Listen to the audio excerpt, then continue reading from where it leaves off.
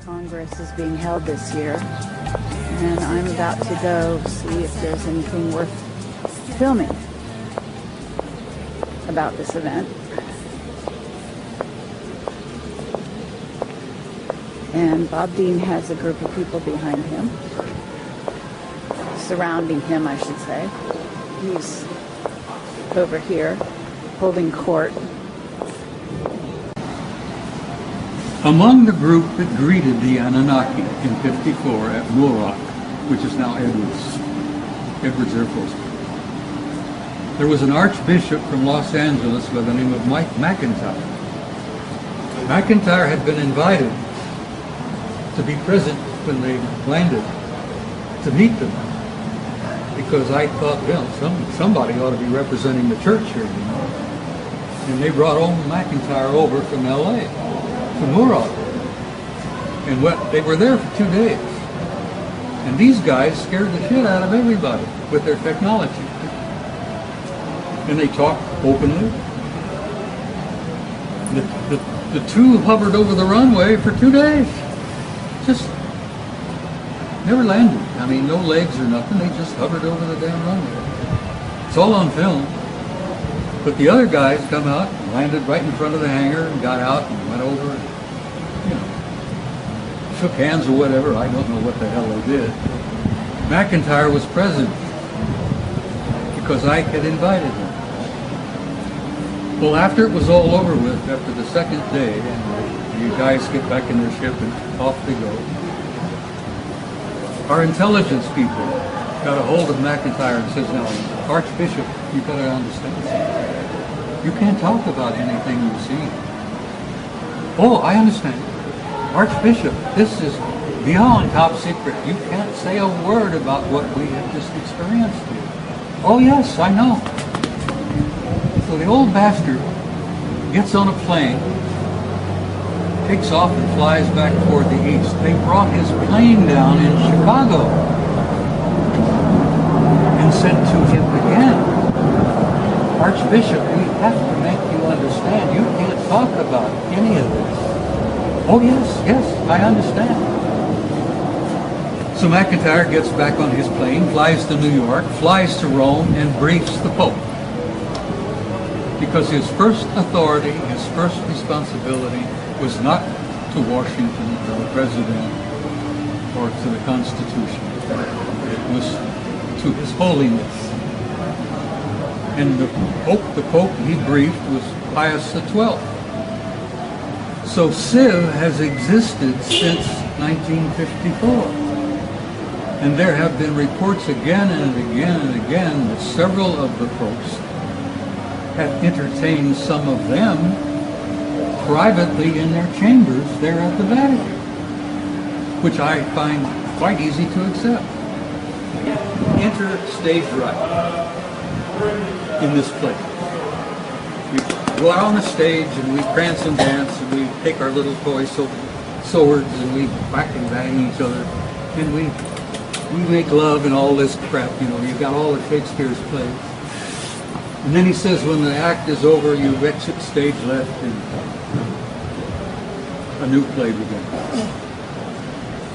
So what I have nagging suspicion is the 21st of December, we exit stage left. 2012, a new play is beginning. And a few of us, well, many of us exit stage left every damn day. I damn near died in October, for Christ's sake. But you know, how many people died on the planet this year? Several million? And several million more got born. You want to know what? What the Old Boys Network has told you. Oh, Jesus Christ. That's what I want to know. I spoke at your Awaken Aware conference in September. Yes. I was honored and delighted to be there. I leveled out to the audience what I considered to be probably the most complete presentation that I've made in years. And you took the whole thing and put it on YouTube, so it's out there. But there are a few things that I've been shared with and shown to, informed of, that I haven't shared with you. And like I said, this one guy, he was just a soldier who was involved in crash retrievals. Was it just like a detail? You got picked? Oh yeah, and I mean, Roswell was the same way. It wasn't like y'all had to have a special clearance. It's like we got to go now. I officially never had a clearance, so I had a secret clearance from the time I got into basic. And you were in the military. It requires every 5 years you have to renew that clearance. Yes, sir. I never had to renew it. Interesting. They needed me more than I needed them, until I started to ask in '87, what type of information do you have on me involving UFOs?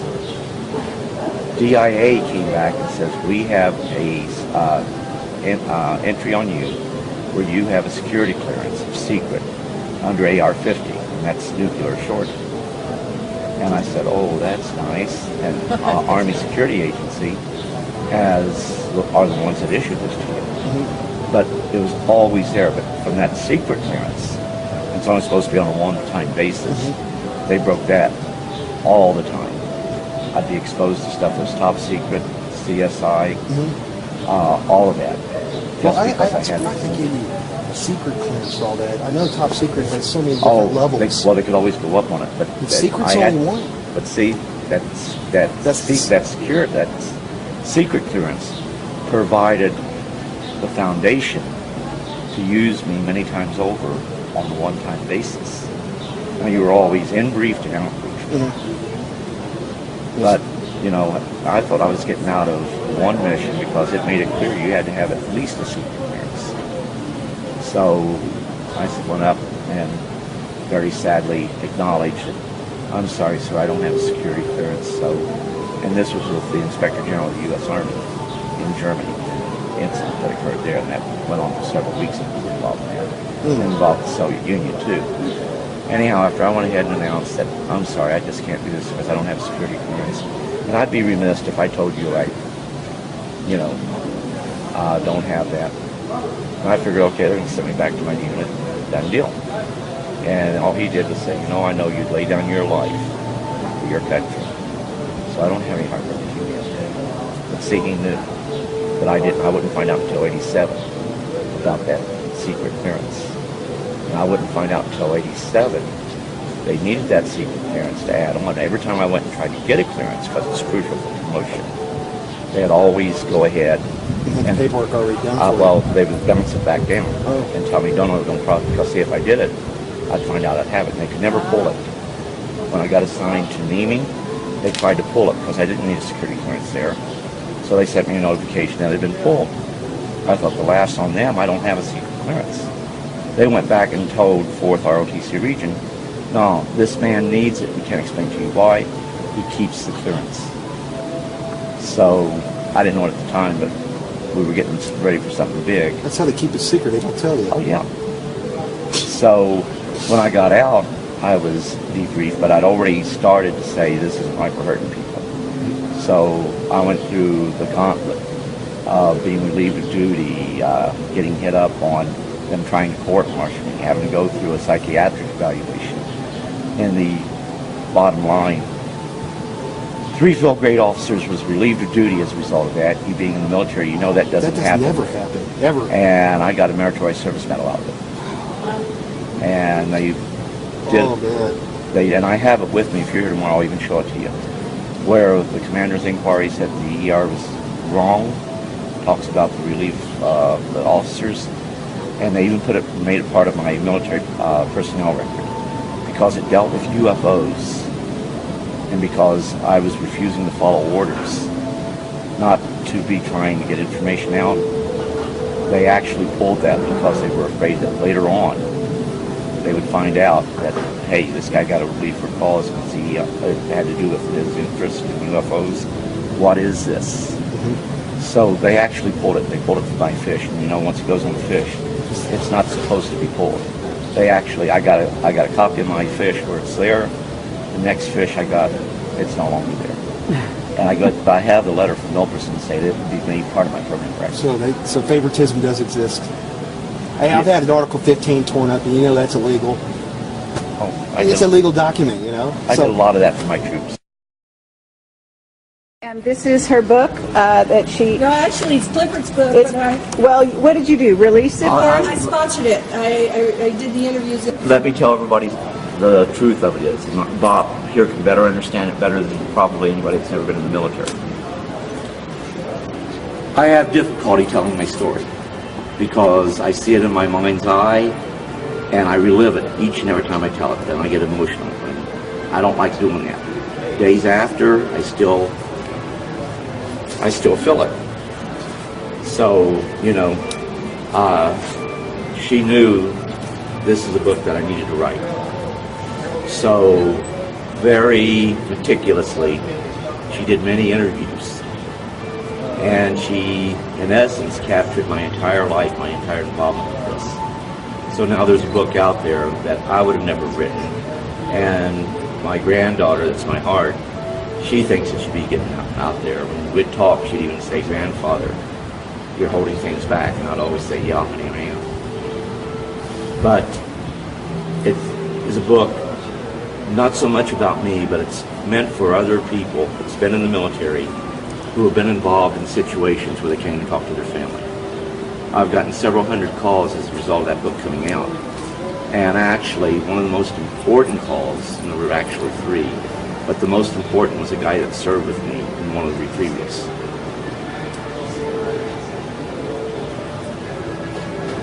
He kept it from his family and never told them. But they knew that something happened and something was going on. And he would bring up the subject of UFOs from time to time. But he could never bring it up to his family. He bought the book, he read it, then he called his family together. And while he had his family there, he called me. And he said, "In Georgia, I was with you in one of these incidences." And I said, "Well, sir, I regret that I can't remember people who was there because you never got to take names, you know." So I told him that there were a lot of people involved, many on one time. He says that was the way it was with him. Then he told me about something I did with a paperclip and a pair of tweezers. And the craft we were in started to rumble, and all of us were afraid, what's going to happen next? And I said, "I don't know." But he was the guy standing next to me, and "What have you done? What's going to happen next?" So the only way he could have known that was to win. So after he told me that, I realized. But he's not the one that wants to go out and talk about UFOs. He doesn't want to be involved with being filmed or anything. He wants, as my granddaughter says, a normal life. And this changes you, and it changed him. But he wasn't realizing he was changed forever by having that one experience. And people who have an event like this, it changes your life forever. But you need to tell your family. But then when you tell your family, it's how do you go ahead, get closure with your family. With this book coming out, he was able to show that it wasn't something. And I sent him a whole slew of documents showing where we've done other recoveries.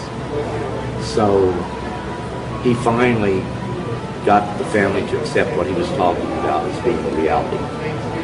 Now whether he convinced them they were of extraterrestrial origin or not, finally accepted, and he found closure. For the first time, it wasn't something that he believed to be true, it just didn't happen. He had closure. And that's what makes it worthwhile. So the book was actually written to help those people who are finding, they're not UFO buffs, they don't go to UFO conferences. So the end result is, who do you turn to? There's no one out there for them to turn to. By virtue of him seeing that book, he got closure. We turn to each other. That's it. Well, when you and I talk, we can talk openly because we've been there, we've done that. We understand where we're coming from. When somebody else is there, it's hard for them to understand. But when it's you and I, it's a brotherhood. It is. Very, very isolated brotherhood. Very, very few in And number. there aren't many of us left. So. Nope. Not many of us left. I keep saying goodbye to old friends every damn day. Well, you're going to be here for a long. Oh, shut up. As long as you're around, I'll hang around. Okay? You'll be here for some time. Tam, it's good to see you. But Hi, I'm Carrie Cassidy from Project Camelot, and I hope to go down as far down the rabbit hole as possible at this point. You guys with me? You have to be careful, my dear. You go down the rabbit hole, you might not come out. I understand that. Okay. But being careful is something I kind of threw out there. Yeah, I know. a long time I ago. know. All right? Well, let's- And from an old war horse to another old war horse, you should know what I'm talking about. I know exactly what you're talking about. Okay. So we're very happy that Bob Dean has survived his ordeal in, what was it, October? October the 1st. Okay. Yeah, after your conference in September in Orange County. 10 days after that, I'm in intensive care, in a coma, in a hospital here in Phoenix, with viral meningitis, of all things. My doctors called my son and my wife and said, look, we don't think he's going to make it.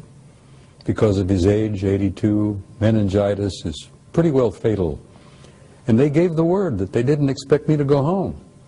And my son and my wife sold my old car while I was in the hospital. Haven't forgiven them for that. And I died, sweetheart. I literally died. I was out of body. Okay, and I believe you came back for a reason. I went home. I really went home. I've been out of my body several times over the years in the military, in combat. But I went home, and I was glad to be home. And I ran into a couple of dudes on the other side who says, no, you're not staying here. You got to go back. And I says, no, I don't want to go back. I'm finished with that mess down there. I want to stay here. And they said, no, you haven't finished. You got a few things yet to do. So get your buns back there.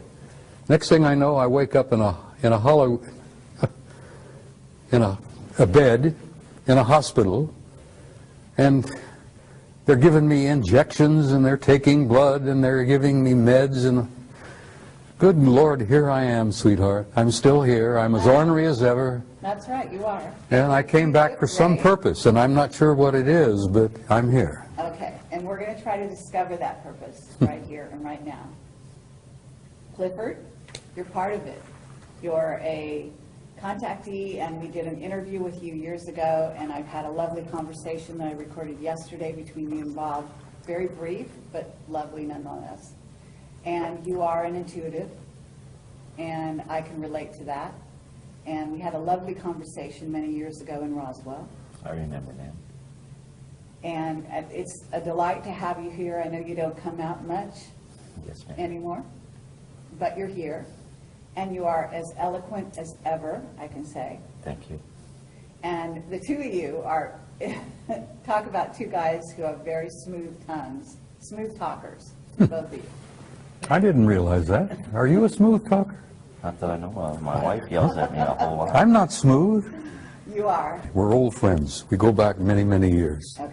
Cliff and I are among the last of the old boys network, because we had a network of a couple of hundreds, maybe 500 guys over the years, from every rank, from every service.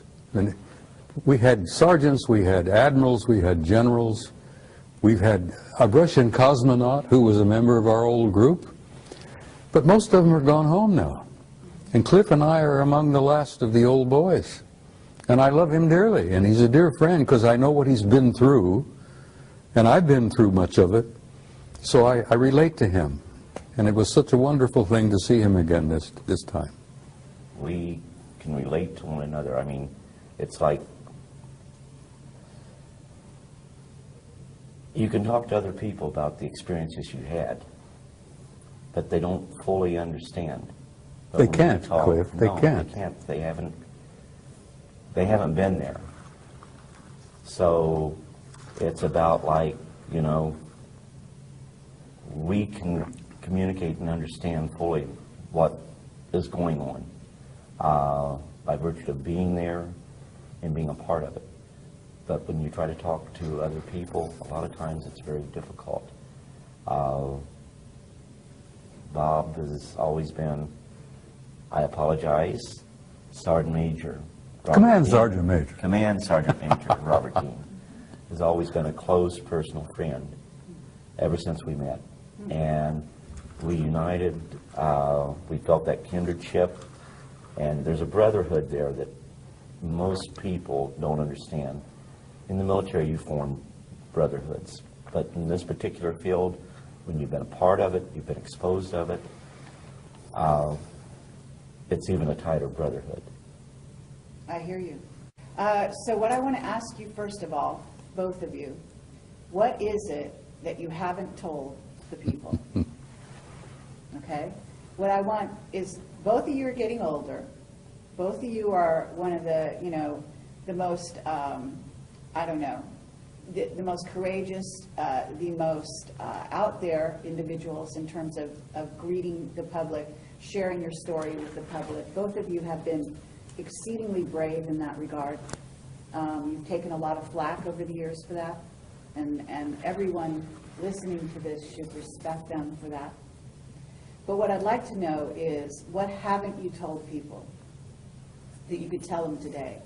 Because, for example, and these are the hard questions, okay? They're not all friendly, all right? What were your dealings with the unfriendly type, and why?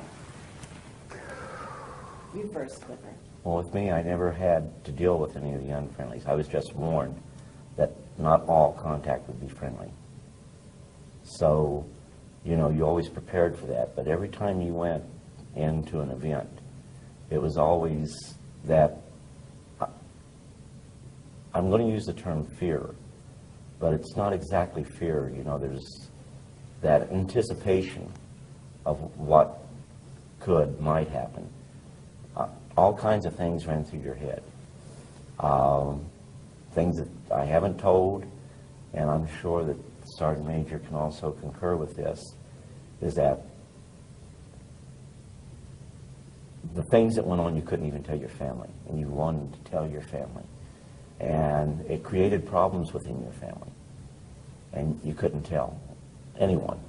And like I think I told you earlier, when my new book came out, my son, my oldest son, was the first one of the kids to ever do this. That he put it on my Facebook that I'm proud of you, Dad, for trying to bring forth the truth. Wonderful. They got to see what I was trying to do to gather the information, because I knew that Roswell wasn't just a lone event. That over the years we had recovered many such objects, debris thereof. Crashes are unique. They don't happen every day. They're very rare. And there's 100 reasons why we have recovered crashed UFOs. But I try to bring everything out. I understand. And we shot those UFOs crashed because we shot them down? In some instances, but it was more the Soviet Union and other foreign powers that did it. But if they were foreign powers that were friendly, we would go in and try to recover those. There was, I think, it was in the 1970s. There was a UFO that went down in Sudan. Now this is unique because it wasn't ours, but we wanted to go ahead and recover that object. Well, there was strained relations at that time with all nations in the Middle East, so they did not want us there. However, a group of 13 Soviet personnel, to include scientists, went there to investigate that object that fell. That shows right there that it wasn't ours. We knew it wasn't ours. And the documentation makes it clear. But we couldn't say too much about it because we could not go and look at it. But the Russians did. But I can tell you on many occasions, both the U.S.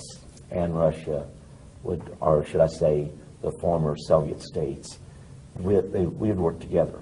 And we worked with other foreign powers simply because situations like this could lead to misunderstandings that could have triggered possibly a nuclear war.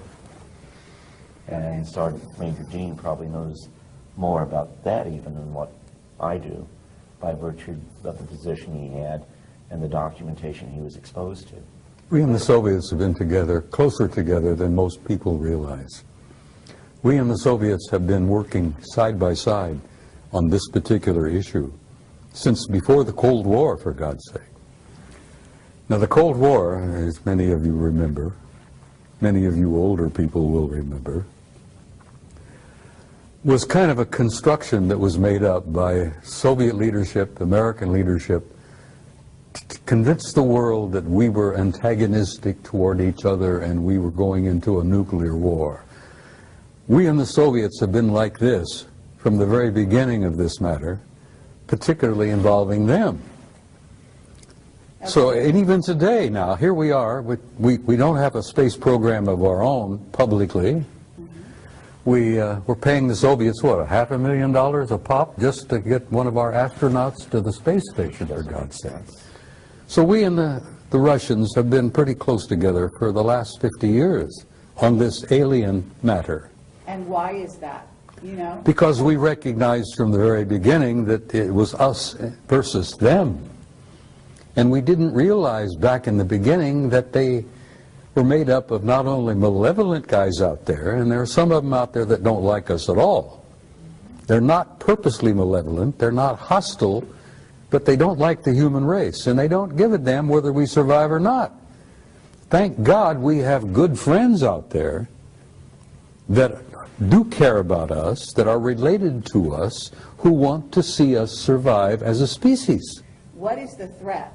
In other words, first of all, you know they've done abductions. We know that they allowed them to do abductions. And yes, some of the abductions are positive contactee experiences, et cetera, And some of them are painful. and depends who it is. But they also had an agenda. And one of those agendas is to create a hybrid race. They're Now, harvesting humans us. are already hybrids. We made an agreement with them, 1954. We would allow them to continue to harvest our genetics. And we traded that for technology. We also traded a lot of our gold for that technology. I was telling someone the other day that I'm remote viewing Fort Knox and it's half empty. Because we've given the Anunnaki enough damn gold that they've given us anti-gravity, they've given us, zero-point energy? And we have a separate space program which makes NASA look like a joke. Exactly. So Clifford, you're aware of this. You must be aware of the abductions, the negative side of the abductions as well, right? Well, like, goes back to where not all contact would be friendly.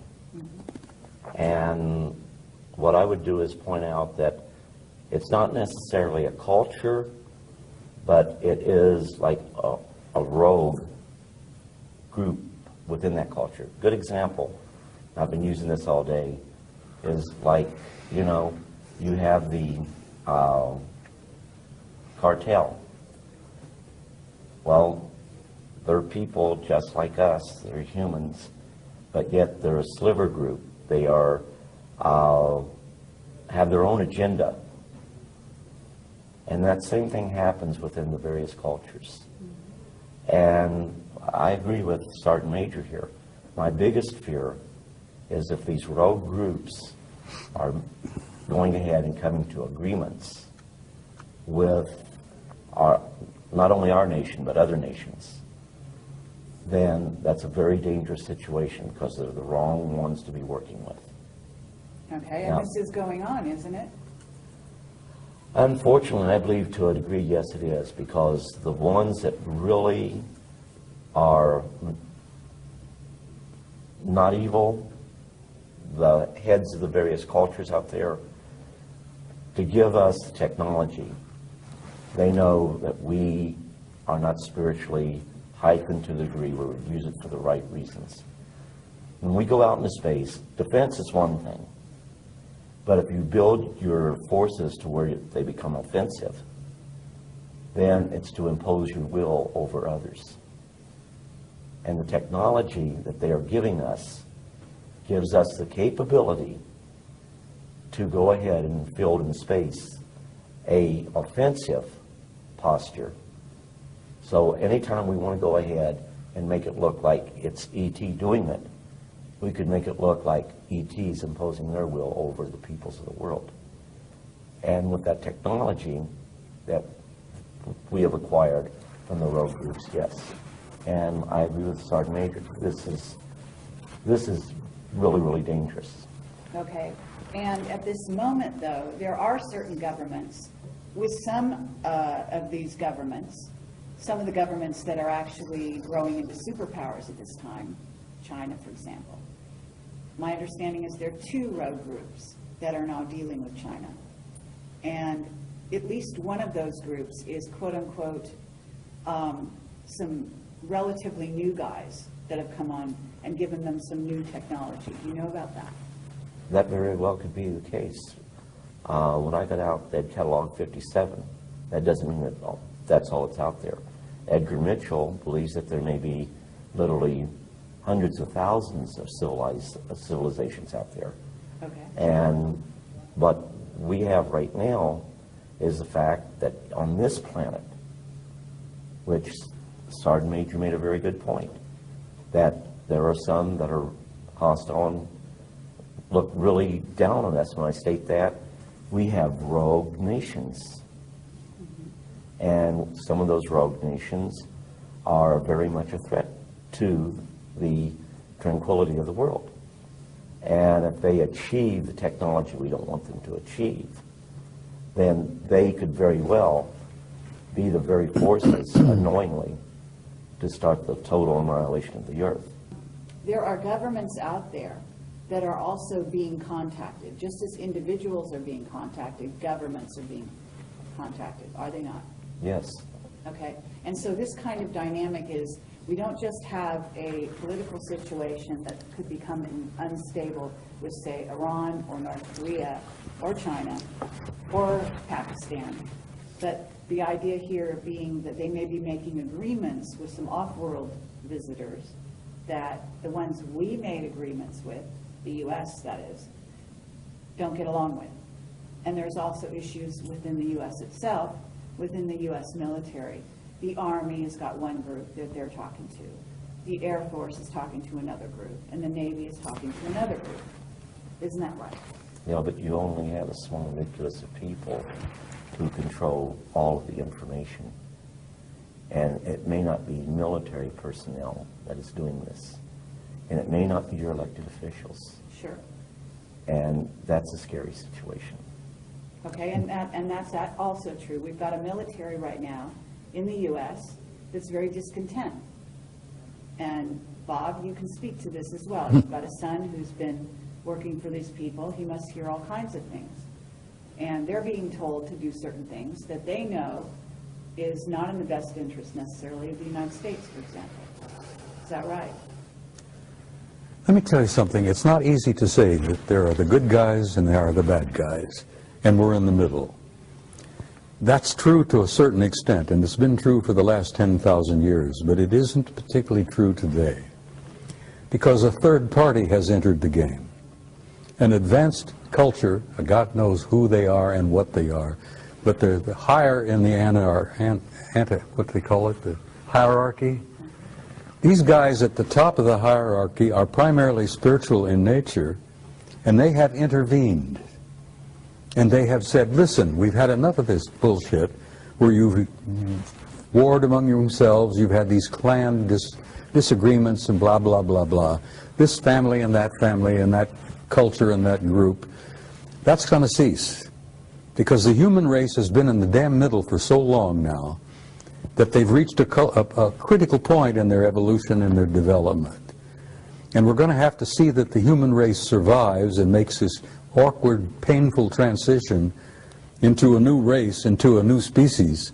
And this higher element, this higher spiritual element in the hierarchy has intervened, and they have literally said, Carrie, knock off the bullshit. We're not going to have any more of this. There's not going to be any more planetary wars. We've had enough of that. We've lost too many millions of people over the years. We're going to control this carefully. We're going to give them an encouragement. We're going to give them an opportunity, and we're going to assist them to make this awkward transition into a new race. Now, the only reason I'm hopeful now, and I used to go through this, I was very depressed and very cynical, because I'd seen so damn much of the knockdown, drag-out brawls, not only among our own people, but among some of these guys. And then I found out that there is this third party now that's involved, that couldn't care less about the clan disputes and the family disagreements and all that. All they care is to see that the human species makes this awkward transition into a new race and can reach out and take our rightful place in space and go to the stars where we belong, for God's Okay, sake. but that's their intention. That's what you've been told they want to do because you were taken off-world by them. Yes, I was, and they've given me encouragement. Okay. And they've showed me the future, Carrie, and the future is glorious. We are going to make it, and we're going to look back at this awkward period, this blackness that we've been through for the last century or two, and we're going to look back like students of history and say, my God, look what they went through. Look what they did to each other. We're going to look back from the future into this particular time and place, and we're going to say, how in the world did they pull that off? Here they are killing hundreds of millions of people in these wars, butchering each other. This has got to cease. We can't let that race off the planet until they evolve and grow and mature where they can be safe. Okay, but Bob, that rationale, when you've got these races, off-planet races, who have been warring with each other for eons. So maybe there's a new guy on the block. Let me tell you maybe that something. new guy is orchestrating things here. But actually, I'm going to sit over here and I'm going to be suspicious of even Well, that new guy. it's all right to be suspicious, and I know where you're coming from. Childhood's End. I was talking to Joe Farrell not too long ago at another conference, and Joe Farrell has written The Cosmic War.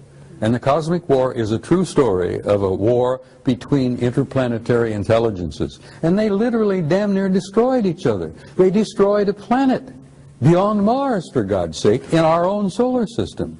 But that crap has got to cease, and I have had the opportunity to meet guys from the higher level who said, we're not going to allow that to happen anymore. We're going to give you a chance to make it. And the only reason I'm hopeful, and I told you this privately earlier, is that I have seen the future, and there is a future for the human race, and it's beautiful. Okay, and I appreciate that, okay, and I would agree with you. And I think a lot of people listening to this, who will listen, will agree with you. That's why we're all here. That's what we're working for. But the work is still to be done. And what I want to do is keep eyes on the ground right now. And I want to talk about the idea of what's right before people, because this is 2012. We're going into 2013, and some of these years are very crucial years. Okay, as you say, these are going to kind of be the years in which the transition happens. So It's happening right now. Exactly. So what I want to talk about here is, first of all, yes, you have a lot of bad kids in the class, okay, and those involve the Illuminati, some of whom are basically being run by certainly groups of reptilians, certainly a group of Anunnaki that may not have our best interest in mind. They'd like to clear the planet. They've got big plans, and they've been working on those plans for a very long time. And both of you must have been face to face with that agenda. Their agendas exist because they exist. And they've had some of their own personal agendas for eons of time. But their plans for our future don't mean diddly squat, because there are these higher developed cultures out there that have now intervened, and they're going to see that the human race is going to be allowed to make it. Okay, and you've said that, and I agree. But the thing is, the idea here is not that somebody come in, organize the schoolyard for us, and then they go off on their own business, and then we're left to deal with it. The idea is that we learn to walk on our own. We organize the schoolyard ourselves. Okay, so there's a great importance for the human race to take sovereignty, to take their rightful place as members of the galactic community. Once they and to recognize who we are. What they understand who they are, Recognize yes. that we have. Okay? The human race is precious. The human species is so unique that they told me when I was with them for 6 weeks, I was asking them question after question after question.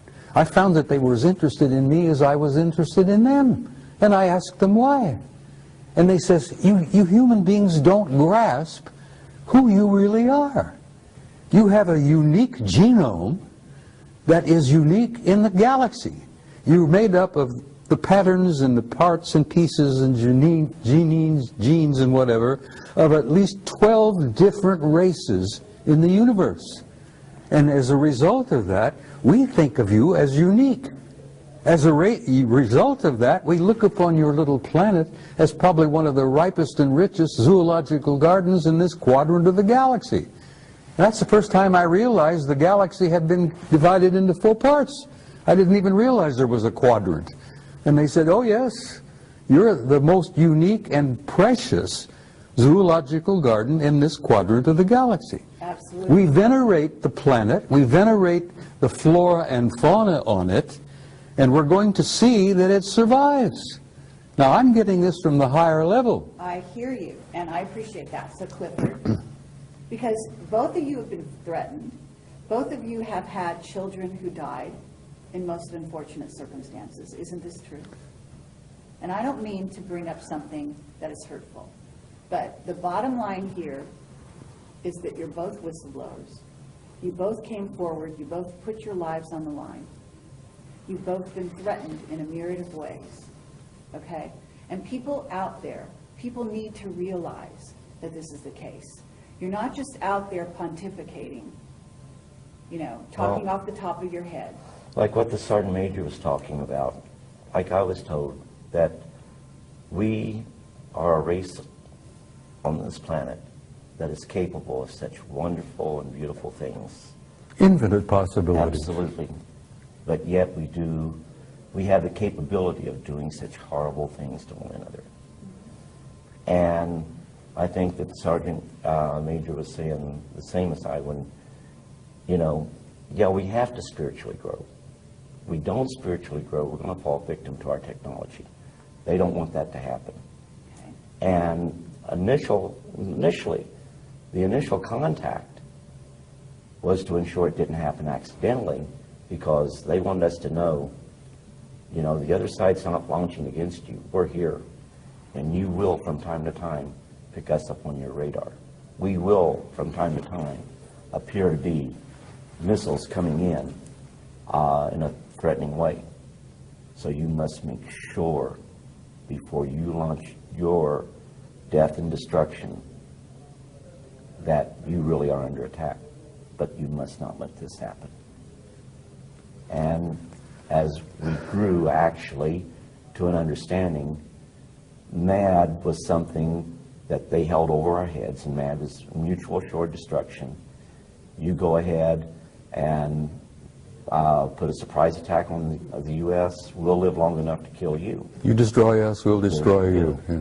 Absolutely, but we're still dealing with that. In fact, we're dealing with something with Iran right now, and Israel, in which we're coming to another one of those situations. And I have a whistleblower right now that I interviewed last night who said that there was a Bay of Pigs situation going on with regard to Iran and Venezuela, with missiles that were supposedly, you know, put into Venezuela by the Iranians, et cetera, et cetera. And they actually said that there were some ETs from off-world that intervened. Now, my understanding is, and people don't realize this, but I also have a whistleblower who used to set up a camera on his deck in LA, and he had it on all the time at night, and he would film the fight, the war going on between us and them. And this was not the Russians, the Chinese, it was off-worlders. I know, Ed, honey. And the guy was killed. I know, Ed. And those weren't wars. Those were operations, those were exercises, but they weren't wars. Well, if there were wars out there, if there were cosmic wars going on around our planet, this planet would be in pretty damn dreadful shape. but it is in dreadful. Well, it's not as dreadful as it could be. Oh, no, that's not true. And, Well- and what do you think the chemtrails are doing? They're covering up, among other things, besides changing the atmosphere to make it better for a hybrid race that the Greys have now created and are going to inhabit this planet on some level. They will never inhabit the planet. The hybrid race will. No, they won't. This planet is going to be preserved, They're Carrie. human, they're half human. Yes, but we are human. This is our planet. And in short, what we do with it, it's up to us. We're the flora on this planet. That's it. We're the fauna on this planet. That's I it. agree, we're the caretakers. And Sorry, we're. should there be a hostile force that was to invade us, we would put up a valiant defense. We couldn't win Oh. without outside help. But that outside help would come and help neutralize the threat, then leave as immediately as that outside threat, or that threat was neutralized. I know this to be the case. Yes, Okay. in early years, we would go ahead. We would go up and attempt to shoot UFOs down. July 26, 1952, an actual order was given to shoot down UFOs. They revoked it damn quickly, didn't they? By 5:30 that day. You damn right they did. The Soviet Union to this day still directs UFOs, or directs that their pilots will fire upon the UFOs. It's a big, big mistake. Absolutely. And they've lost planes as a result of that. The British did a report in 2000, December 2000, that talked about how little knowledge we had of what the what the British or what the Russians did as far as the UFOs that were over there. In December of 2000, the British released a report, and of course people say, well, the British went ahead and said there was nothing to UFOs. The report doesn't state that. The report even goes ahead, talks about radar sightings, about aircraft sightings, and even about possibility of some crashes of our aircraft occurring, their aircraft occurring, because of UFO sightings. They know, and they put this right in the report, that the Soviets make attempts to shoot down UFOs and have lost aircraft in the process. And I have a copy of that entire report. Okay, but if we're working, you know that our government has got alliances with some of these groups, some of them that are not positive. In other words, what's transpiring on the planet right now is not positive, in part because we have a rogue group running the U.S., which is not our government as we knew it at one time. And that's the greed of man.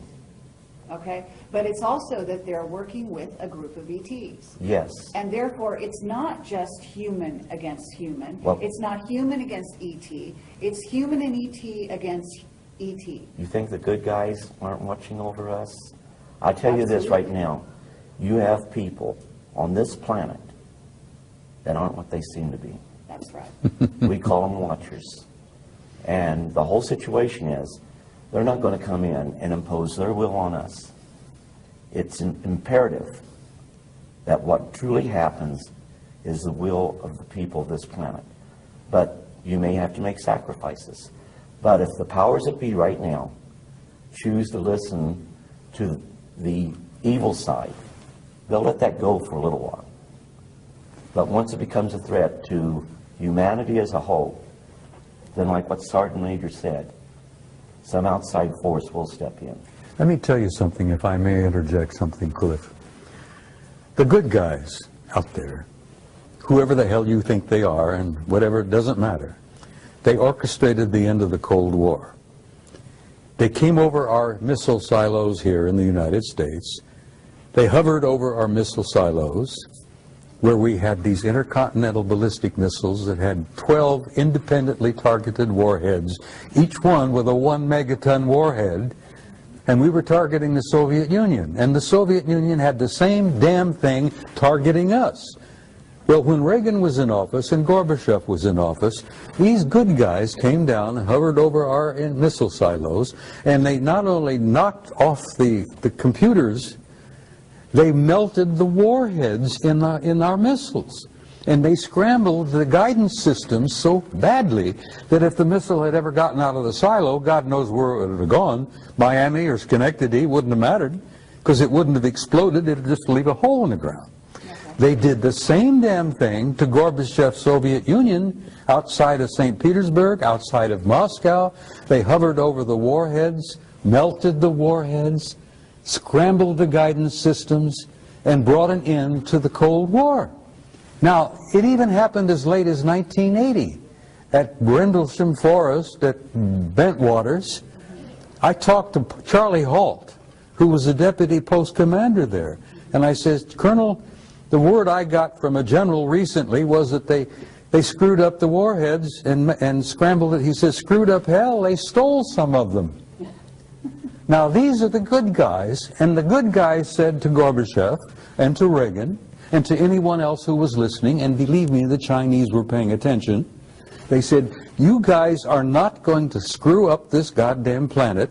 You're not going to destroy yourselves, that there will not be a nuclear war. We're going to see that you do not do that. And now these are the guys that are in control. Okay. Now, let me finish. There are alien groups that are pissing and moaning and among themselves and among us and moving things around and causing trouble here and there. But there is that third party beyond them that's in charge.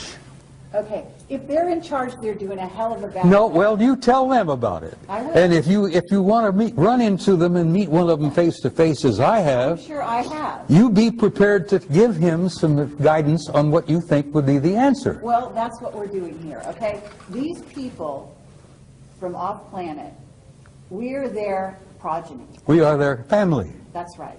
And therefore, we have their genetics. And therefore, like child is father to the man, we have every right to stand up and speak to them and tell them what is right and what is wrong with what is going on here, okay? And that means a lot of the different races. We are related to a lot of races out there, and you know it. I can see this adolescent child standing up and say, look, Pop, I'm going to tell you what I think needs to be done. And father looks down at the brat and says, well, good, tell me what you think. But in the meantime, I'm going to keep your ass out of trouble. I'm going to see that you don't go to jail. And I'm going to not let you blow yourselves up in the meantime. Okay, but we have, let's get serious here. We are on the verge of civil war in the United States, and you know it. Both of you, okay? Our No, there's no. military is extremely discontented. Our government is, well, the secret government is working very hard to funnel most of the money into their black projects. We've got, in essence, a rogue civilization that's living, going off planet using technology that is wild beyond our wildest dreams.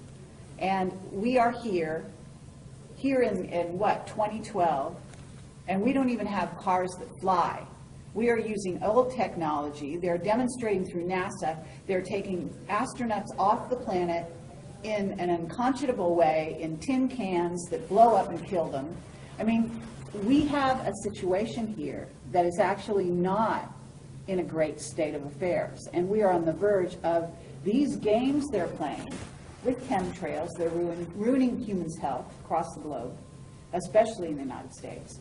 We've got underground bases. We've got dulce experimentation on humans that is going through the roof. We've got biological weapons labs across the nation.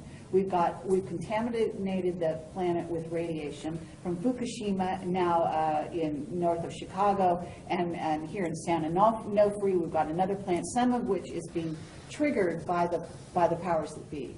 So they are playing games, and they're not just fun and games. They are very serious games. They are messing with us in a They sense. can go ahead and play those games, but the situation is we, an unknowing, unsuspecting public, let it happen. In short, I'm a retired service member. I love this country dearly. If anybody threatened this country, I would lay down my life for our way of life. Out of all the countries in the world, this country right here has the greatest form of government. But what makes it great is the people. And we can talk about the evils of the government and the evils of the industrial complex. But ultimately, we, the people, have the most powerful weapon in the world. This is what it is. And when it comes time to vote, you vote. When you think that there are things that are wrong, you correspond with members of your government.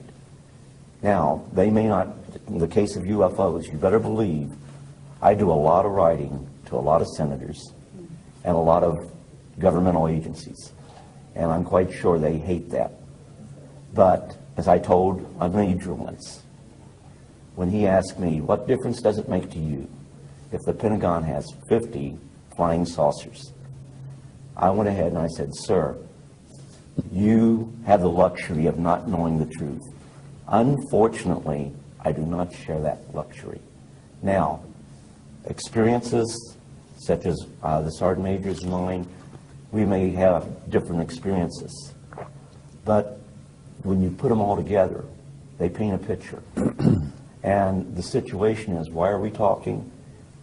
I guarantee you the Sergeant Major loves this country just as much as I do. And we may be old codgers, but if you threaten our way of life, we would take up arms. I pledged my life for this There you country, go. and I still hold to that, And Cliff. that pledge is still dear to our heart. Okay, but you do understand you have Oh, a yes. government Oh, yes. that is ready to put people like you guys and me and probably a few other people in this room in jail for talking about the truth. Because they want to keep secrets and they want to continue with their way, which has become basically a rogue society, okay, behind our backs.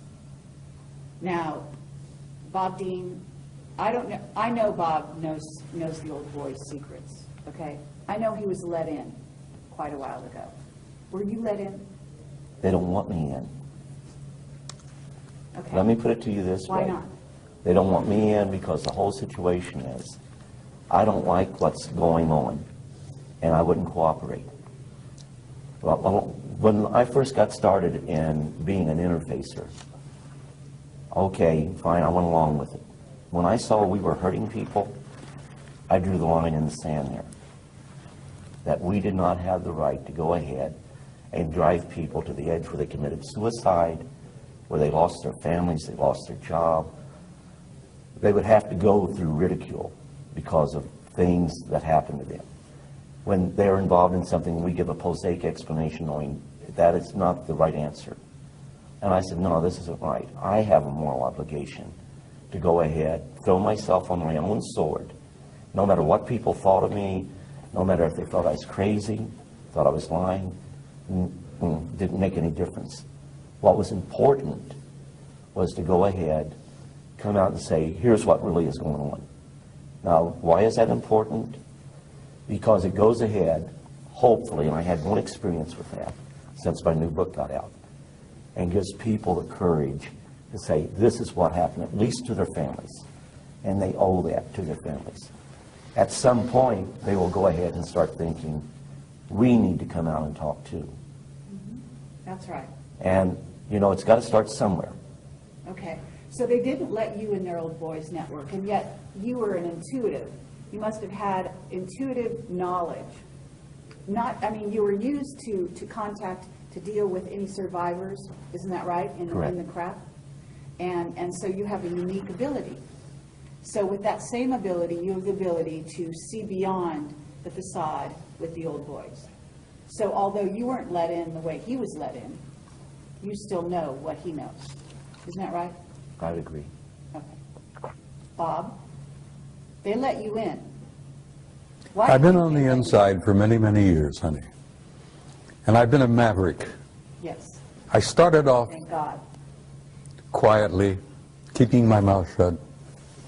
I got along just fine. Then I became pissed off. I got angry.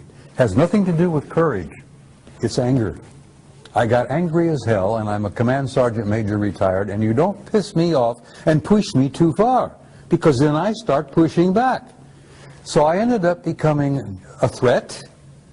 Then I became a nuisance. And I've learned since that I am now an asset.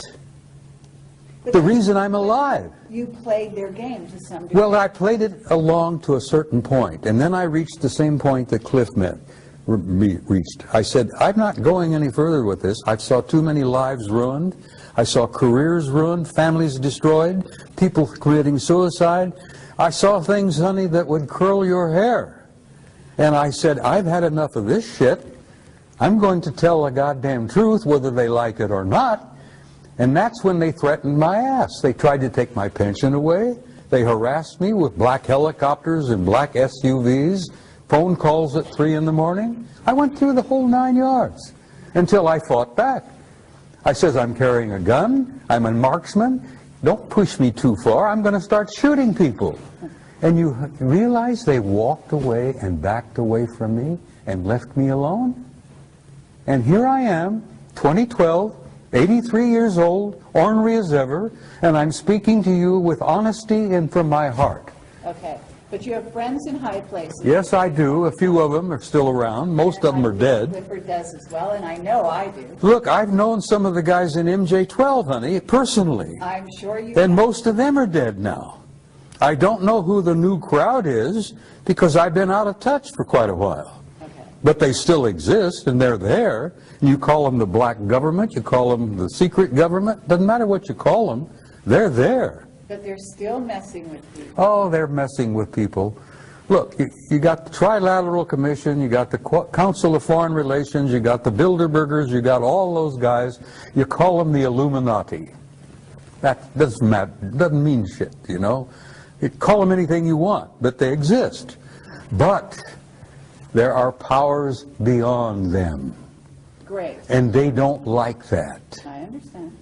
And they don't yet have come to terms with the fact that they can push the human race, the American people, whoever, just so far, and that third party is going to intervene in a big way. Okay, but what we do is equally as important as that. Of course it is. Okay? What the people out there listening to this, and the reason we're having this conversation is to reach those people, okay? To get those people to get involved, to get them to realize that there is a war afoot. I want people to wake up, Carrie. I don't speak publicly anymore. I don't travel well anymore. I'm getting old and I'm getting tired. And my patience has been stretched to its limits. And I don't have a lot of patience anymore. And like my dear friend Robert there, I get to a point where, God damn it, I'm going to stand up and raise holy hell. I'm going to be a command sergeant major again. I'm going to take names and chew ass. Okay, And I'm going to do that till the day I die. I hope so. And I damn near died in October. But I have good friends in high places, no pun intended, who brought me back and told me that I had to come back because I wasn't finished yet. And part of what I had to do when I came back is sit with you in an interview and tell you from my heart what I've seen, what I've learned, and what I leave with the people on your film is I want to leave them with hope. I understand. With all the darkness and all the blackness and all that bullshit that exists out there, there is hope. Absolutely. There is a future for your kids and your grandkids and your great-grandchildren, and this human race is going to make this transition, and we're going to survive this transcendent transformation into a new species, and we're going to the stars, Carrie, where we belong. We're going out there to take our natural place in that infinite community of life. Absolutely. And that's the only thing that makes me feel that life is worthwhile. Because I know, having seen their future, and they have shown it to me, that it is glorious. And I wouldn't be sitting here talking to you unless I believed that in the depth of my heart. And I want to leave that with your viewers. You've done so. That there is a future, and it's glorious, and there is going to be a tomorrow. And dispense with this bullshit about doomsday, because every time some poor human being on this planet dies, it's doomsday for him. But that's not the end of life. That is true, but we need to handle a situation that's going on the planet right now that requires human beings to not just We have to wake up, participate in it. We have to but they participate have in to- our They salvation. have to participate through consciousness. Yes. Okay? And they have the ability, because we are, again, their progeny. We have those powers. We can fly. We can do anything we want to do. We can create reality. We can destroy reality. Honey, the human spirit is infinite. We have power we haven't even dreamed of yet. That's right. And once we realize who we are and what we are, and we start expressing that power, there's no end. We can change anything. Okay, so what we want people to do is, we want to educate them, we want to wake them up, and we want to give them the tools by which to change their reality. And that's what Now, you're doing with these films. That's exactly right. Now, Clifford, Well, I'll back up the Sergeant Major in that we got enough going on out there that's talking about, you know, UFOs are here, they're hostile, we're on the end of their food chain, they're going to take us over, there's nothing we can do about it, but we thought you should know. If that was my message, I'd say nothing. But like the Sergeant Major, I want my message to be a message of hope and for us to look and build towards a brighter future.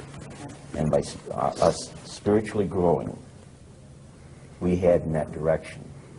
But it's going to take time. We're not going to go away. We're going to be here. We are going to achieve interstellar travel where we visit other star systems.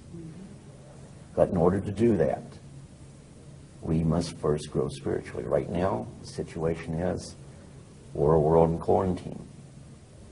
And do we have the technology to be out? Oh, we sure do. I can show you the NASA plans for setting up permanent bases on the moon, on Mars. The technology is there right now. 2007, they planned to go back to Mars. Did they? Or did they not? Something going on we don't know about? Yeah, probably there is.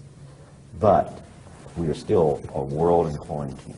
okay, well, I don't agree that we're in quarantine. I actually think we've been invaded every way since Sunday by various races. In other words, the quarantine is off. The gloves are off, and that's part of the transition. In other words, you don't go to the big leagues without starting to get into the sort of understanding that there are positive and negative beings out there and diving into the water and learning how to swim on your own. So this is the challenge, and this is where you guys can bring your wisdom, your worldly knowledge to the people, and that's what we're doing here. Now, I have a question for you, Bob Dean. You've always said that the Anunnaki walk the halls of the Pentagon, and I have been told to ask you this. What are they doing there? Well, which Anunnaki are you talking about? Good answer. Now, you understand when I use that term, I use it in a generic sense. Those who came down from above, those who from heaven to earth came. Whatever. Well, there are all kinds of Anunnaki out there. Okay, but the ones walking the halls of the Pentagon are the ones I'm interested in. Most of them are good guys. And have you met them? I've met some of them face to face. I'm talking about in the Pentagon. Some of them wearing uniforms. Okay. Yes. Some of them looking with 3 stars on their collars. Fine. Admirals, vice admirals, Anunnaki. Right. So help me God. I believe you. Well, they're in our midst, and they're basically good guys.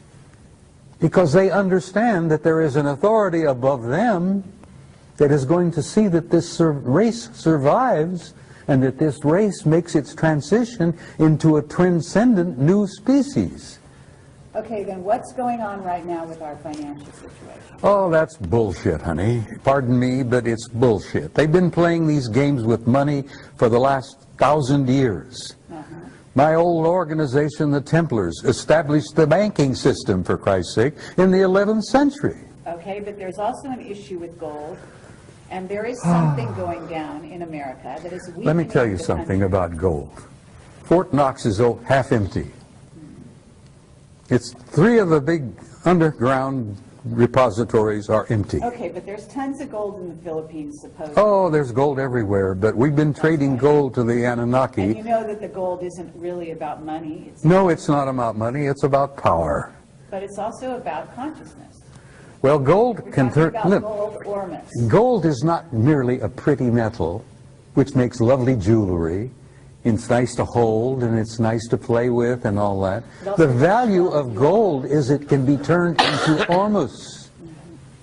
And the ormus, this white powdered monatomic gold, is worth more than its weight in gold, because the Anunnaki ingest it. It generates their genome into immortality, for crying out loud. And that's why we've given them half the crap in Fort Knox in trade for their technology. Exactly. And if the average American realized that Fort Knox, if they ever conducted an inventory and an audit and realized that they only have half of what they think they've got, that we've traded the rest of it off to the Anunnaki for technology. That's the value of gold, Carrie, and I hope that's on film. And people will listen and say, holy conniption, you mean we don't have as much as we thought we had? Well, you've never had as much as you thought you had. You've been a little player in this game, and you've been manipulated for so damn long that you don't even realize that you're not even a part of the game. You're a player. You're just a part. Okay, but we want to change that in this interview. Okay? I know you We do. want the people listening to realize that they can take things in hand, and they can become aware, and awareness alone can change your reality. If they can inform themselves, Carrie, of who they are and what they are, they're free. They are free. They don't have to worry about this garbage anymore. And they will not be allowed to be manipulated anymore by these other assholes out there. Pardon my French, I'm sorry. I'm an old command sergeant major, and I sometimes lose it and use old infantry terminology. But once the average guy out there realizes who he is, he's free. And I hope that your viewers see that and remember that of all things. And like what I said, told you before, let no one live in your mind rent-free. Make sure of your facts. The biggest problem I have documents. And everyone tells me they don't mean anything. Well, you know what? The Constitution is a document. And if you don't read it and understand your rights under the Constitution, then we lose those rights. There is no right more sacred than that right that is lost.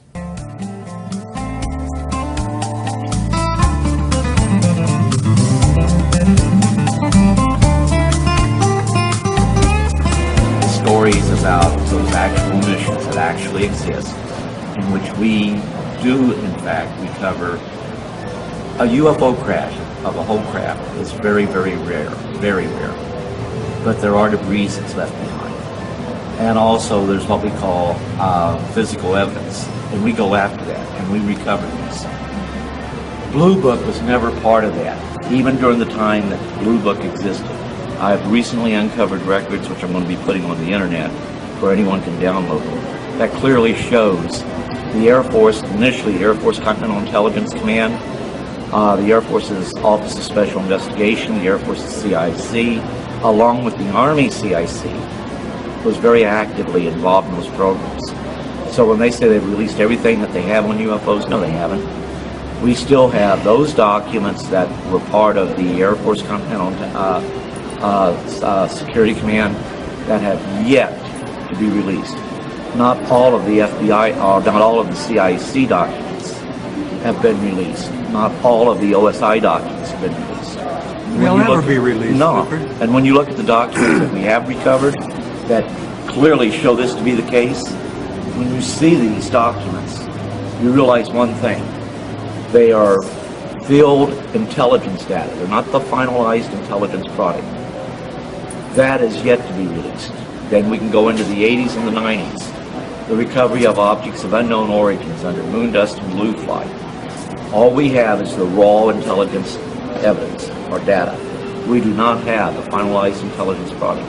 And the finalized intelligence product is what's important, because it puts to bed once and for all what it really was that we recovered. The British government, December of 2000, released a secret report. In volume 2 of that report, they talk about the physical evidence that's been gathered. They didn't lie, they just didn't know. The British government's recovered physical evidence. Every developed country on the face of the earth has recovered physical evidence. But for reasons unknown to me, they want to keep it quiet. Some are more open than others. But the British government criticized, in volume 2 of that report, the United States Air Force, as to why the Air Force hasn't released the documentation explaining the metallic objects that they've recovered, the metallic substances that they've recovered, and putting to bed once and for all the extraterrestrial hypothesis. They can't do that because it would not put to bed once and for all the extraterrestrial hypothesis. Many of those finalized intelligence products makes it clear that, in fact, what we'd recovered were objects that did not originate on the face of this planet, and that we, the governments of the world, many of the governments of the world, out of necessity, have had open contact with our visitors for many years. One of the biggest secrets, Cliff, and you know this, is that so much of the hardware that we recovered was not just UFOs. Some of the ships we recovered were time ships. Well, absolutely. Because when you travel in space, you travel in time. And most of the hardware that we've got, and that really blew our minds when we realized that those things were designed to travel in time. And as I said to some of the people here this afternoon, I'm still trying to come to terms with that. I need to send you some CDs. That they can manipulate time as well as manipulate matter. And I'm an old-fashioned old fart, and I'm still having problems wrapping my brains around that. But Bob, you know why that is? The technology is so far advanced Oh, that we Cliff, see this it's a magic. million years ahead of us. And then some. NASA will tell you in their advanced, I don't know how many of you people are aware of it, but in 1995, NASA said we're never going to get to other solar systems by using conventional rockets. So they asked for scientists to think out of the box. And many of the scientists started to think about exotic propulsion systems, antimatter drive, teleportation, traversable wormholes, and I assure you I have the documentation. If any of you are in Roswell, my door's not closed to anybody. You can come over there and I'll be happy to make on a CD copies of those reports if they have. And now all of that, to some people, is commonplace. Mm-hmm. And if you have, we've known for a long time, if you have an interstellar conveyance, which is a spacecraft capable of flying from the Earth to another solar system in a reasonable amount of time, you actually have a time machine. Case in point. I won't go into detail how I know this, but you have a planet that is 100 light years from planet Earth. They decide to visit planet Earth. It'd take light 100 light years, or 100 light years to reach us from that The speed star. of light takes 100 years. So the whole situation is they can do it in real time in an hour and 40 minutes. That's traversing what we call space-time. So when they get here, they're seeing the light from their planet 100 light years prior. But you can also travel in and out of different space-time continuums, for lack of a better term. And you can actually view things that have happened in the past. And a lot of times, you may even experience this.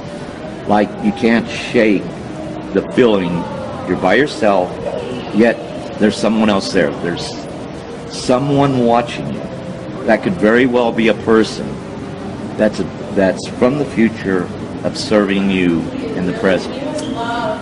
So the time travel, the one thing there's a natural barrier. It's going to keep us from getting that stuff.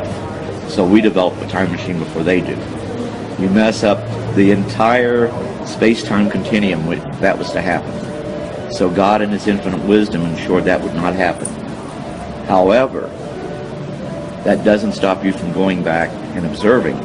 But there's also a great desire not to do anything to change the future. You only can change the future in the present. If you change the future, you create a whole new universe. In which Another timeline. Mm-hmm. But that's what they're working on, aren't they? They're working on that's very dangerous. I'm borrowing liberally from Randy Rooney, who that was one of his favorite sayings. That society is willing to believe the facts when they are presented with the facts, but only if the facts already agree with what they believe. So, and it holds very true in the UFO field. Okay, so you've seen ships from the future. What do the ships look like? You asking me or Clifford? Both of you. There are If many, Bob, many, if you're prepared many, to tell many the times truth about this, like, I'm listening. we have many types of aircraft, and we have many societies that are visiting us. And you can't think of it as being aerodynamic aircraft frame. The circular, the common circular saucer shape, they have that. They have the blade shape. They even have the cube shape. They have the spherical shape. They have mothers out there 5 miles long. Yep. Oh, yeah. What about the plasma ships, though? The plasma ships can take it in any form they wish. Right. And any Because- time they wish. Yep. That's what's so difficult for many of our scientists to come to terms with. We're not talking about distances. We're talking about time. And when these guys come here, they're coming into their past to visit us. Because some of them are a million years ahead of us.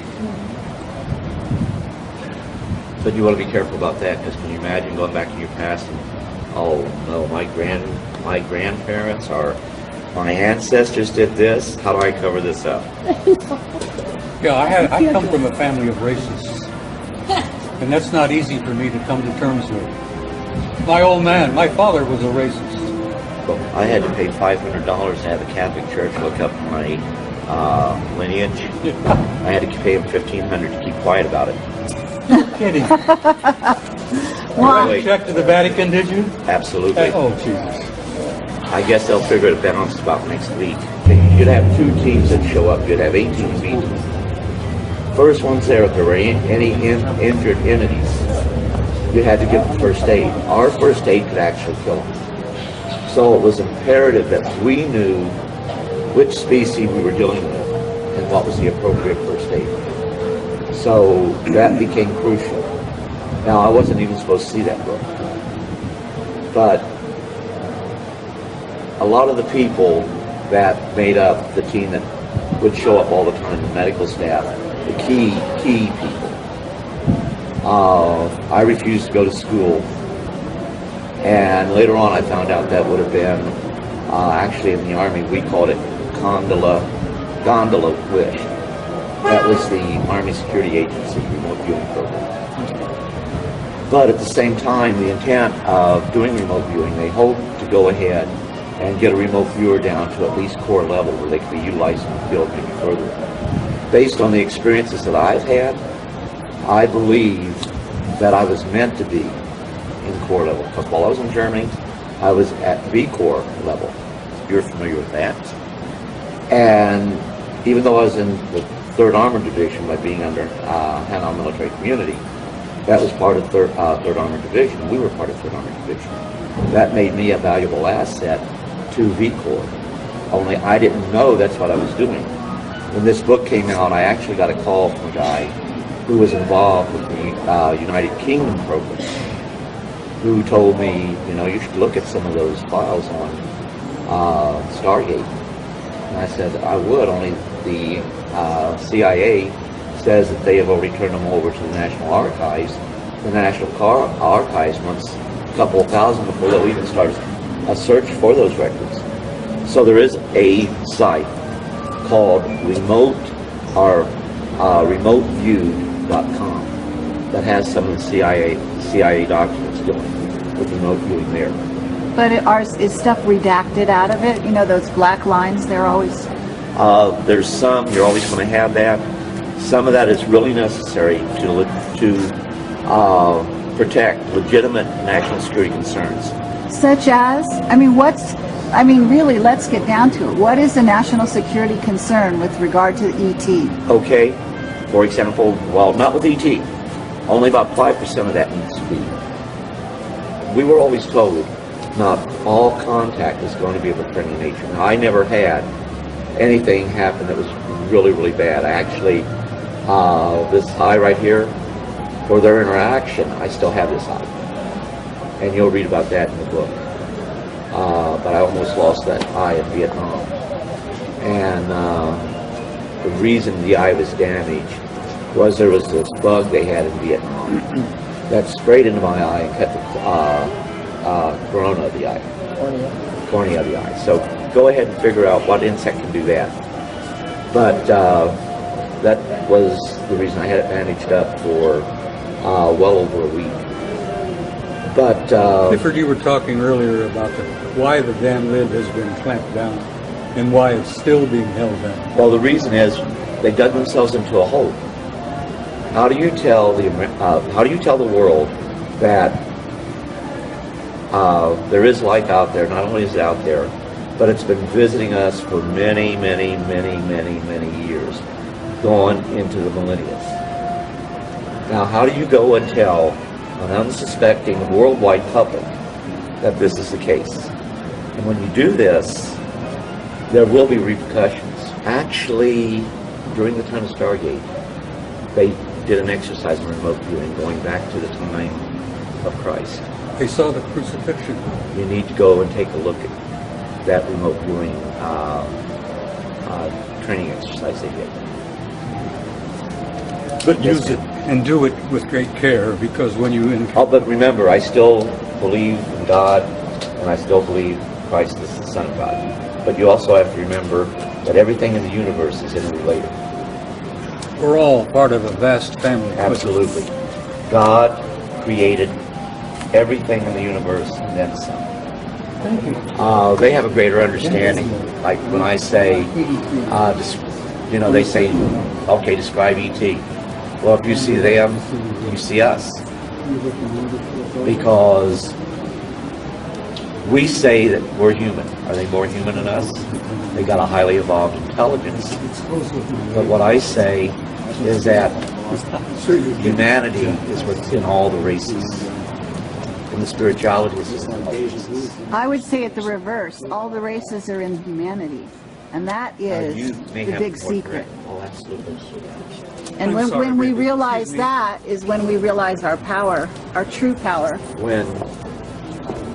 And then they really can't keep us down. When I was praying at my son's grave, one of the ETs that was there knelt with me. He prayed as we prayed. I've been told by them face to face that they venerate the same God.